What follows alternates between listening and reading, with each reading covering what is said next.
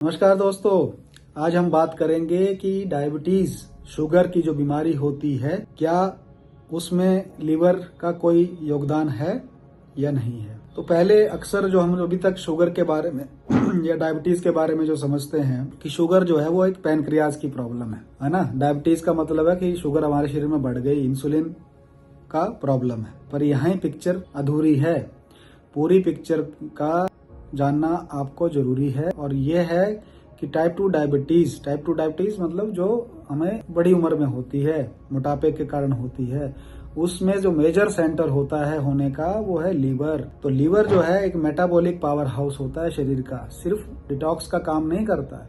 Liver के बहुत सारे काम होते हैं। लीवर जो होता है ग्लूकोज के मेटाबॉलिज्म को रेगुलेट करता है, ब्लड में ग्लूकोज रिलीज करता है, एक्सेस ग्लूकोज हो जाए तो उसको स्टोर कर लेता है, फैट का मेटाबॉलिज्म करता है, हार्मोन का सिग्नल समझता है। इसीलिए लीवर को कहते हैं कि ये लीवर जो है एक मेटाबॉलिक कमांड सेंटर है। और जब लीवर में प्रॉब्लम शुरू हो जाती है तो क्या होने लगता है, जब लीवर में प्रॉब्लम होगी तो लीवर में फैट ज्यादा जमा हो जाएगा, जिसे हम फैटी लीवर कहते हैं। फैटी लीवर होने से क्या होगा कि लीवर की ऊपर फैट ज्यादा जमा हो गया तो लीवर के अंदर जो सेल हैं, हिपेटोसाइट्स जो सेल हैं, जो कि इंसुलिन का सिग्नल कैच करती हैं, इंसुलिन जब आता है उस पर रिसेप्टर लगे होते हैं फैट की, लीवर की सेल्स के ऊपर, तो वो काम नहीं कर पाता। इंसुलिन जो होता है वो जब फैट लीवर की सेल के ऊपर फैट आ गया तो वो उसको पहचान ही नहीं पाता कि कहाँ काम करना है। तो यहाँ से गलत सिग्नल जाते हैं कि शरीर में जो है शुगर नहीं है और इंसुलिन नहीं है। तो पैनक्रियास के पास सिग्नल जाएगा कि और रिलीज करो, वो और ज्यादा इंसुलिन रिलीज करती है, लेकिन वो लीवर उसको यूज ही नहीं कर पा रहा। वो इंसुलिन जो है वो आके लीवर की सेल पे काम ही नहीं कर पा रहा, क्योंकि लीवर की सेल पे तो फैट आ गया है। तो जब ऐसी कंडीशन बहुत ज्यादा लंबे टाइम तक चलती रहती है तो इससे क्या होता है कि इंसुलिन रेजिस्टेंस डेवलप हो जाता है। मतलब इंसुलिन शरीर में बहुत सारा है लेकिन वो काम नहीं कर पा रहा है, और जो इंसुलिन होता है ग्रोथ फैक्टर की तरह, फिर ये तरह तरह की बीमारियां करने लग जाता है, एक्सेस इंसुलिन। तो इससे क्रोनिक इन्फ्लेमेशन होता है।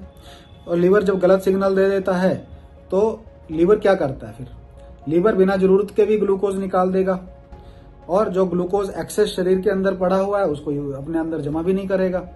तो इस तरह से शुगर शरीर में बढ़ने लग जाएगी और इंसुलिन भी बढ़ने लग जाएगा। तो इंसुलिन रेजिस्टेंस भी हो गया और फिर डायबिटीज भी हो गई। तो शुरुआत कहाँ से हुई? शुरुआत हुई है फैटी लीवर से। तो मैं इसलिए इसको कई बार हिपेटिक इंसुलिन रेजिस्टेंस भी कहते हैं कि सबसे पहले लीवर में इंसुलिन रेजिस्टेंस होता है, बाद में वो सिस्टमिक इंसुलिन रेजिस्टेंस होता है, मतलब पूरे शरीर में फिर बाद में फैल जाता है और मल्टीपल ऑर्गन इन्वॉल्व हो जाते हैं, मसल्स, फैट सेल्स, इस तरह के सेल्स इन्वॉल्व हो जाते हैं। तो लीवर हेल्थ पे अगर आप फोकस करोगे तो आप जो है बड़ी बड़ी समस्याओं से बच जाएंगे। तो मैं लोगों को, मेरे पास जो पेशेंट आते हैं मैं उनको ये समझाता हूँ कि फैटी लीवर आपको आ गया है तो इसको इग्नोर करने की जरूरत नहीं है।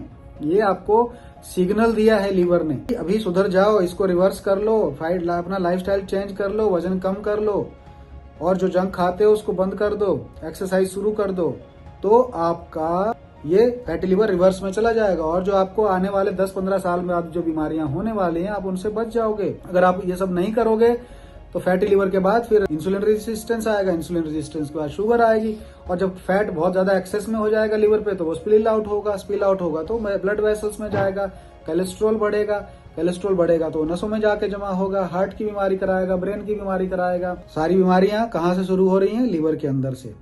अगर फैटी लीवर की स्टेज पे ही आप अगर समझ लो और अपने आप को कंट्रोल कर लो, अपना लाइफस्टाइल ठीक कर लो, तो आप इन सब बीमारियों से बच सकते हो। तो लीवर एक सिर्फ मेटाबॉलिक ऑर्गन नहीं, ये पूरा कंट्रोल सेंटर होता है, यहाँ पे सब चीजों को कंट्रोल करता है।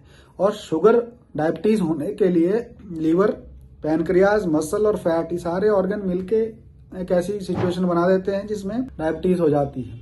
फिर डिपेंड करता है कि आपका प्रेडोमिनेंटली प्रॉब्लम कहाँ पे आ रही है। लीवर में प्रेडोमिनेंट प्रॉब्लम है, मसल का मास कम हो गया है, या फैट बहुत एक्सेस में चला गया है, या पैनक्रियाज का फंक्शन ही कम हो गया है। प्रेडोमिनेंट इशू क्या है, उसी हिसाब से फिर मैनेजमेंट होता है। तो अगर ये मैसेज अच्छा लगा हो तो इसे स्प्रेड कर सकते हैं और शेयर कर सकते हैं। धन्यवाद।